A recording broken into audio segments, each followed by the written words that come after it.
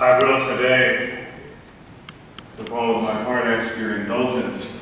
It has been a most difficult week.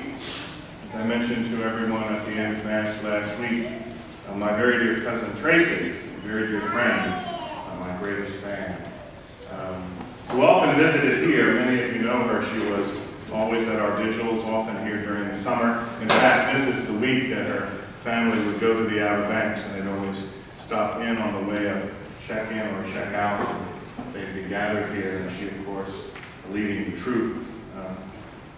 My dear friend was taken to the hospital a week ago, last Friday, with a pulmonary embolism, and was very serious condition. I went up right after the liturgies had stayed until Tuesday, and then I was called back again on Thursday, and I went up, and they were very gracious to me. They were taking her off of her ventilator, and she passed within about 15 minutes after that. They allowed me to be with her, with the rest of the family.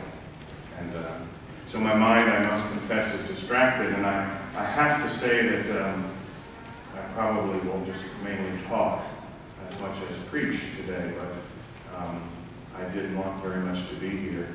In fact, as I gathered in that ICU room with all of her brothers and sisters, she's one of 6, and her mother, and we gathered with their spouses and some of their children around her bedside and sang to her the hymns of faith and prayed, and I anointed her, gave her absolution and plenary indulgence, and I said to her, I said, Tracy, it's okay now, you can go.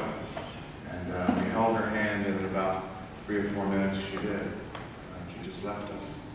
And I looked around that room at that time, and a couple of things came to me immediately with great clarity. One was that I wanted very much to be here this weekend. It would have made much greater sense, given the hellish drive it is to get there in Annapolis on a Sunday, which I will take today. Please pray for a safe passage and an easier passage than last week. Our services are tonight and tomorrow.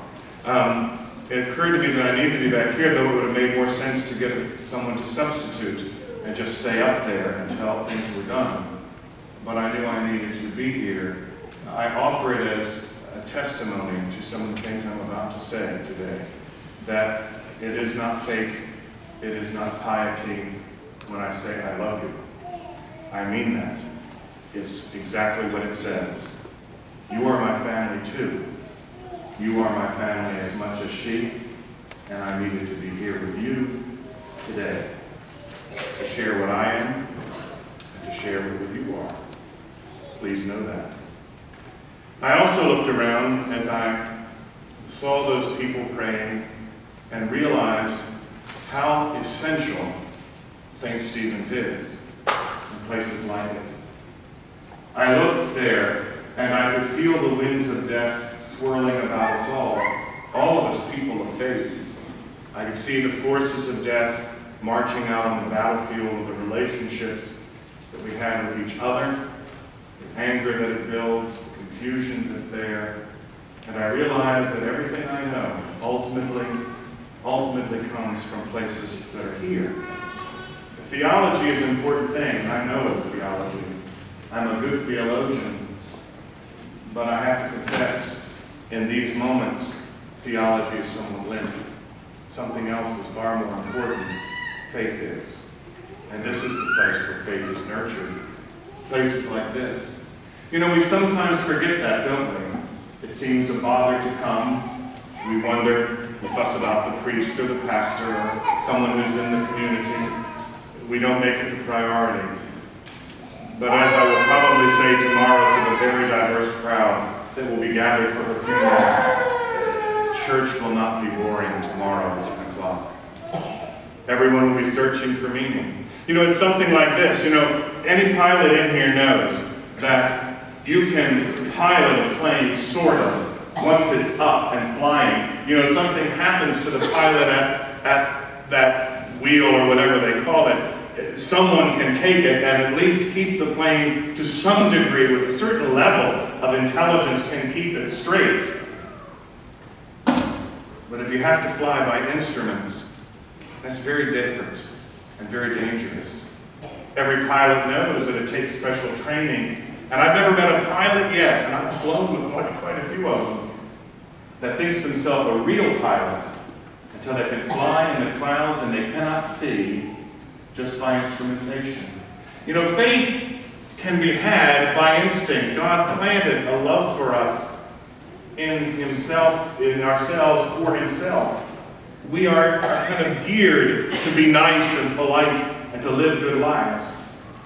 But it's only in religion, in faith, where the instruments are given for us to fly by when we're surrounded by clouds. Whether it's the clouds of death, or depression, or a job loss, or an empty nest, or that I'm not popular, or that I don't like myself, or that there's a sin in my past that's constantly going after me. When those clouds surround us, the theology of everyone is important, but it's the instrumentation that gets us where we need to go, that helps us to fly through the clouds. It doesn't matter that we know that somewhere outside of the clouds there is the sun. Flying in them, we don't even know which way is up or down. It's places like a parish where the Eucharist is celebrated, and every week, week in and week out, the events of life are honored, and people are told they have dignity, and divisions are broken down, and we rehearse and we practice what it means to live as a gospel person. It's then, when we're out on our own, that we fall back on that instrumentation, on the promise of the Eucharist, that we have been with the many, allows us to stand alone before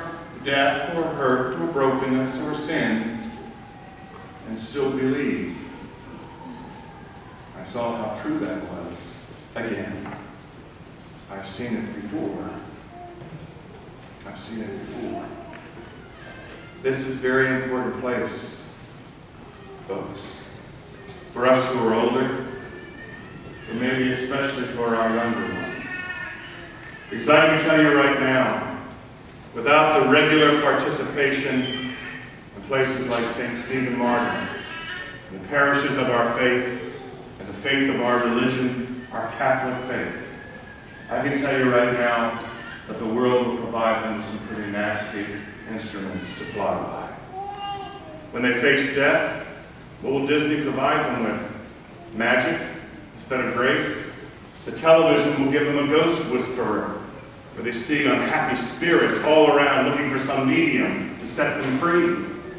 When they look for meaning, they will find the nearest relationship.